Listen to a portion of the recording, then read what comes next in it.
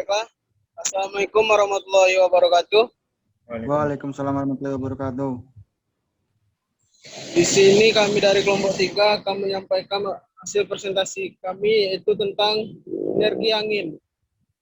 Dengan anggota Iwan Hamzah, Felian Nopik Muhammad, Panji Anggi Pradana, Arik Indrawan, Hidayat Marulubis, Nasrul Hidayatullah, dan Fitra Sianda.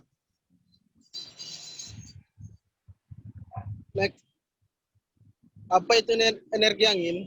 Energi angin adalah salah satu sumber tenaga angin alternatif atau energi terdahulu yang dihasilkan oleh gaya angin yang terhembus di permukaan bumi, sehingga akan menghasilkan energi kinetik menjadi energi mekanik dengan fluida yang digunakan berupa angin, misal kincir angin.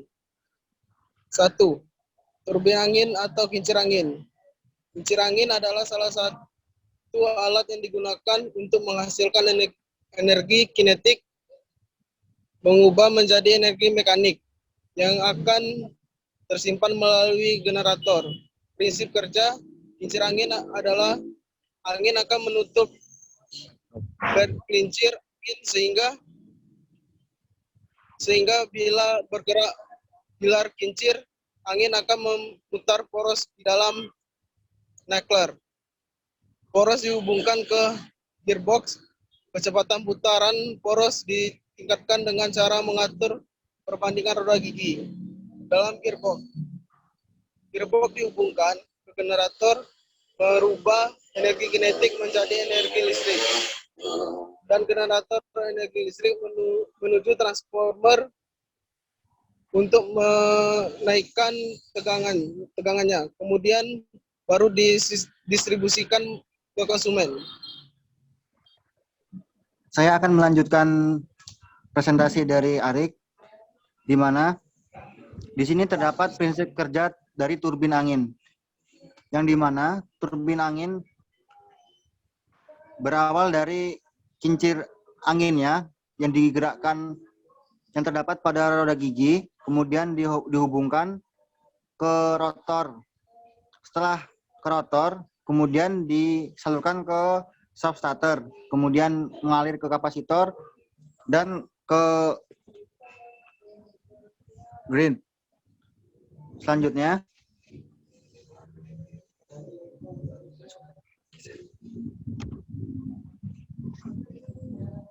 kemudian di sini terdapat juga jenis-jenis turbin angin.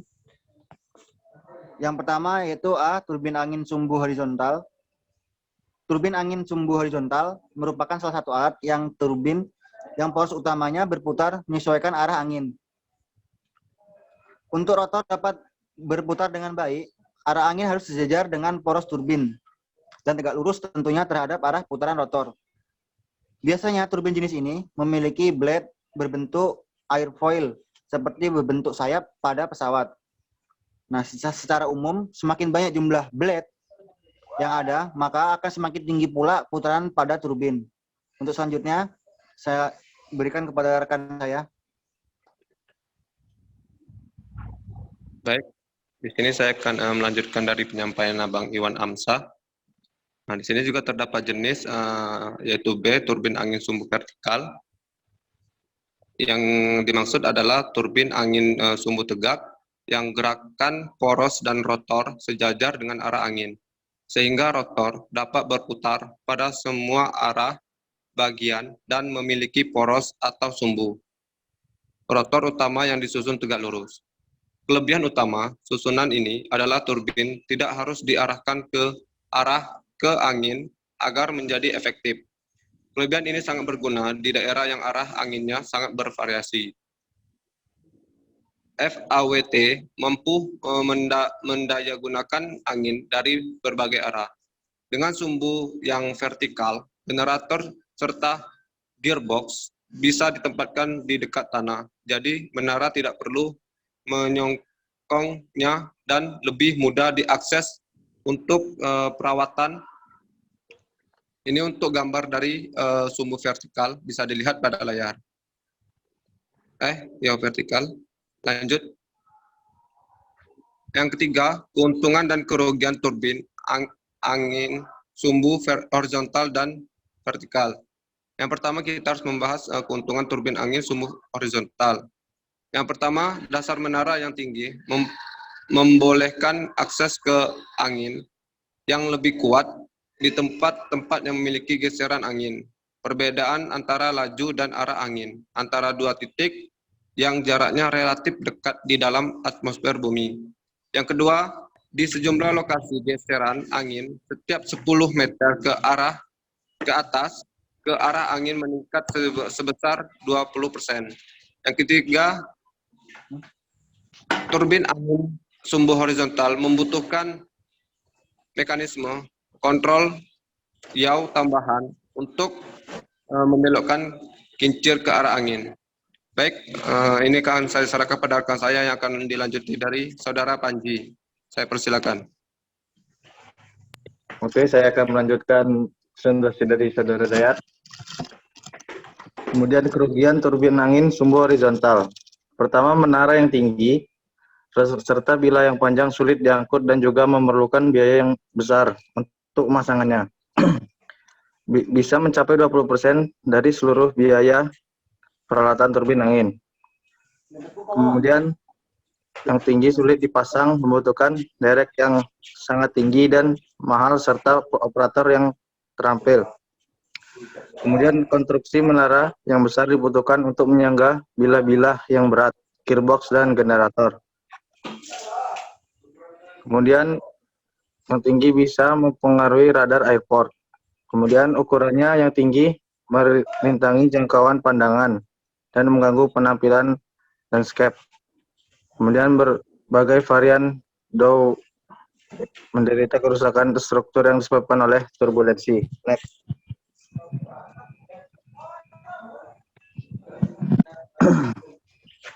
Kemudian keuntungan turbin angin sumbu vertikal. Pertama, tidak membutuhkan struktur menara yang besar karena bila-bila rotornya vertikal tidak dibutuhkan mekanisme yaw.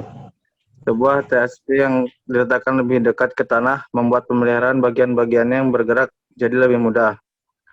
Kemudian, TSP memiliki sudut airfoil, bentuk bilah sebuah baling-baling yang terlihat secara melintang yang lebih tinggi, memberikan keaerodinamisan yang tinggi sembari mengurangi drag pada tekanan yang rendah dan tinggi. Desain TSP berbilah lurus dengan potongan melintang berbentuk kotak atau 4 persegi panjang. Memiliki wilayah tiupan yang lebih besar untuk diameter tertentu daripada wilayah tiupan berbentuk lingkaran TSH. TSP memiliki kecepatan awal angin yang lebih rendah daripada TSH. Biasanya TSP mulai menghasilkan listrik pada 10 km per jam. Kemudian akan dilanjutkan oleh rekan saya, yaitu Nasrul. Baik, saya akan melanjutkan presentasi dari Saudara Panji Pradana. Kemudian turbin angin sumbu vertikal biasanya memiliki tip speed ratio, perbandingan antara kecepatan putaran dari ujung sebuah bilah dengan laju sebenarnya angin yang lebih rendah sehingga lebih kecil kemungkinan rusak di saat angin berhembus sangat kencang. Turbin angin sumbu vertikal bisa didirikan pada lokasi-lokasi di mana struktur yang lebih tinggi dilarang dibangun. Turbin angin sumbu vertikal yang ditempatkan di dekat tanah bisa mengambil keuntungan dari berbagai lokasi yang menyalurkan angin serta meningkatkan laju angin seperti gunung atau bukit yang puncaknya datar dan puncak bukit. Turbin angin sumbu vertikal tidak harus diubah posisinya jika arah angin berubah. Kincir pada turbin angin sumbu vertikal mudah dilihat dan dihindari burung. Ini untuk kerugian turbin angin sumbu vertikal. Ada kebanyakan turbin angin sumbu vertikal memproduksi energi hanya 50% dari efisiensi turbin angin sumbu horizontal karena drag tambahannya yang dimilikinya saat kincir berputar. Turbin angin sumbu vertikal dia mengambil keuntungan dari angin yang melaju lebih kencang di elevasi yang lebih tinggi. Kebanyakan turbin angin sumbu vertikal mempunyai torsi awal yang rendah dan membutuhkan energi untuk memulai berputar. Sebuah turbin angin sumbu vertikal yang menggunakan kabel untuk menyanggahnya memberi tekanan pada bantalan dasar karena semua berat rotor dibebankan pada bantalan. Kabel yang dikaitkan ke puncak bantalan meningkatkan daya dorong ke bawah saat angin bertiup. Baik, selanjutnya akan diteruskan oleh saudara M. Fitra Askianda.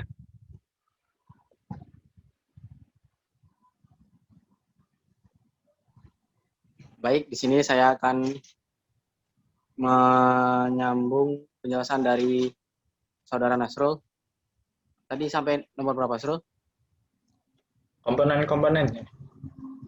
Oke. Baik, di bagian 4 yaitu komponen-komponen turbin angin. Yang pertama di sini ada anemometer, yaitu alat untuk mengukur kecepatan angin dan mengirim data ke controller. Yang kedua yaitu ada blades atau bilah kipas.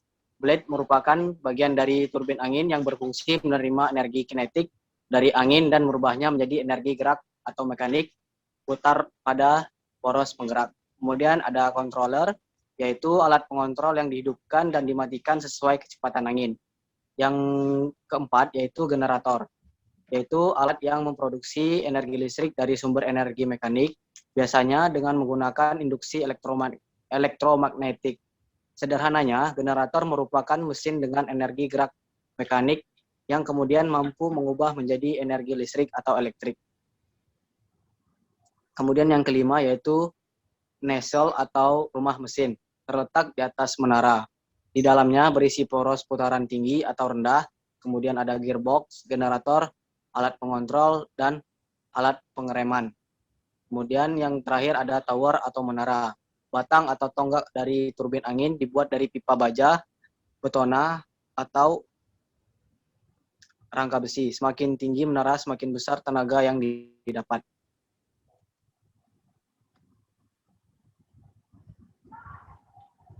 Lanjut. Baik, kita lanjutkan yaitu dengan menghitung parameter. Yang pertama ada daya angin. Baik, rumusnya yaitu P-in sama dengan Rho dikali A dikali P pangkat 3 dibagi 2. P-in sama dengan daya angin dengan satuan watt.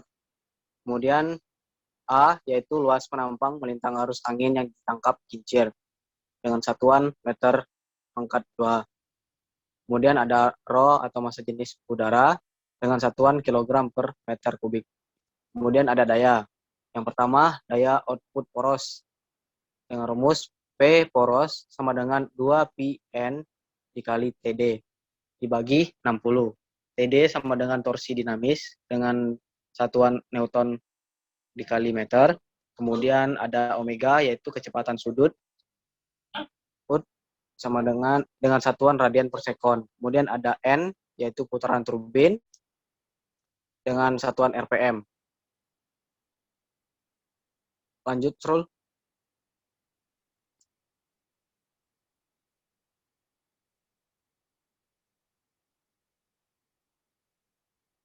Lanjut, Srul.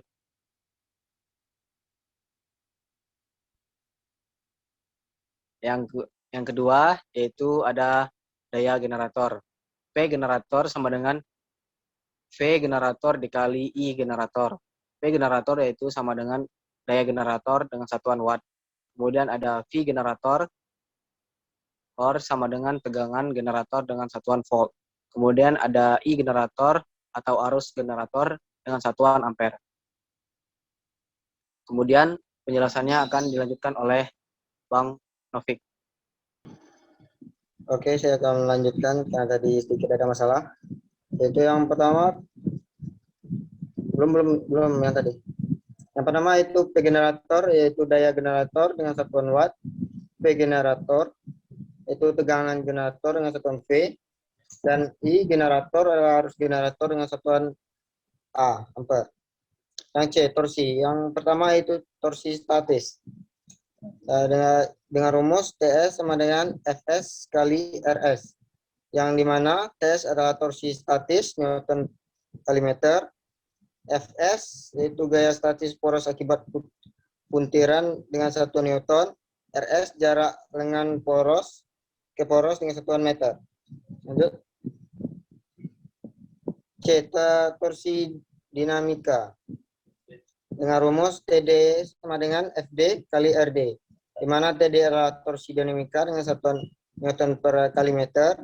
FD itu gaya statis poros akibat puntiran dengan satuan Newton. RD itu jarak lengan ke poros dengan satuan meter. Yang D adalah tip speed ratio. Dengan rumus TRS sama dengan 2VR kali N per 60 kali V. TRS adalah tip speed ratio. R adalah jari-jari kincir dengan satuan meter. V adalah kecepatan aliran angin dengan rumus dengan satuan amperes. Dan N adalah putaran poros yaitu satuan RPM. Lanjut.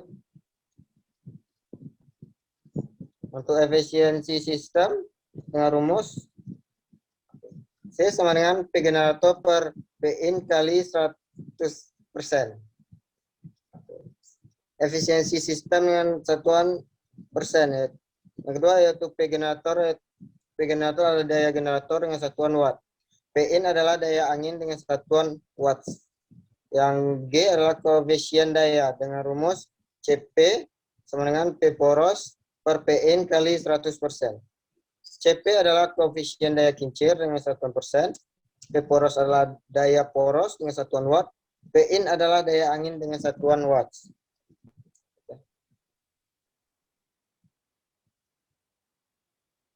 Untuk videonya dengan melihat link YouTube sebagai berikut.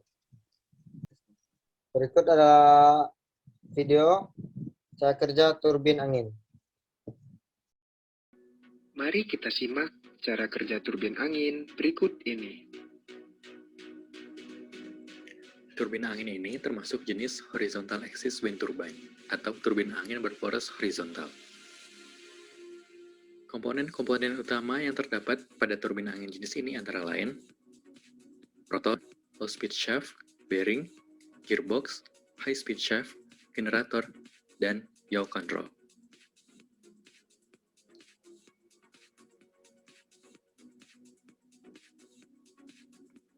Rotor assembly terdiri dari rotor blade dan rotor hub. Rotor blade berfungsi untuk mengubah energi kinetik angin menjadi torsi. Rotor blade kemudian dipasang pada rotor hub yang dihubungkan dengan low speed shaft. Putaran rotor berkisar antara 5-20 rpm, tergantung dari kecepatan angin dan desain rotor. Terdapat suatu batasan yang disebut batch limit, di mana efisiensi rotor tidak dapat melebihi 59,3%, sehingga rotor hanya dapat mengonversi 59,3% energi yang dimiliki oleh angin. Tetapi pada kenyataannya, efisiensi rotor hanya berkisar antara 35-45%. Torsi yang dihasilkan rotor kemudian diteruskan melalui low speed shaft. Disebut low speed shaft karena kecepatan putarannya yang relatif rendah, mengikuti kecepatan rotor. Bearing berfungsi sebagai dudukan poros agar poros dapat berputar dengan lancar. Desain bearing yang efisien dapat memaksimalkan performa dari turbin angin. Tergantung dari desain gearbox, diperlukan penghubung antara poros rotor dengan poros input gearbox.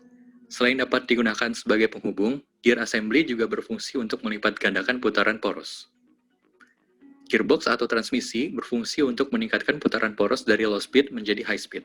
Hal ini karena putaran rotor jauh lebih rendah dari putaran generator. Poros output gearbox dihubungkan dengan poros generator menggunakan kopling. Kopling memungkinkan terjadinya transfer torsi dengan perbandingan kecepatan 1:1. Generator berfungsi untuk mengubah torsi atau putaran menjadi arus listrik. Generator yang biasa digunakan adalah tipe alternative current. Putaran generator berkisar antara 750 sampai 3000 rpm, tergantung dari desain generator.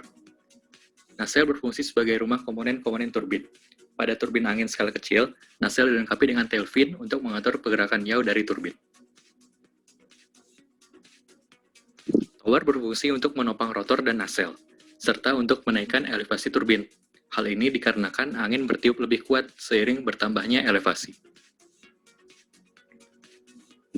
Pada horizontal aksis wind turbine, diperlukan pengaturan mekanisme yaw atau gerak berputar pada aksis vertikal. Hal ini karena muka rotor harus menghadap ke arah datang angin agar menghasilkan power maksimal. Pada turbin skala kecil, tail fin sudah cukup untuk mengatur gerakan yaw. Tetapi pada turbin skala besar, diperlukan motor listrik untuk mengubah arah yaw dari turbin. Baiklah, tadi presentasi kami dari kelompok 3 untuk turbin angin. Mohon maaf kalau ada salah-salah kata penyampaian kami. Saya mohon ampun. Wabillahi taufiq wal hidayah. Wassalamualaikum warahmatullahi wabarakatuh. Waalaikumsalam warahmatullahi wabarakatuh.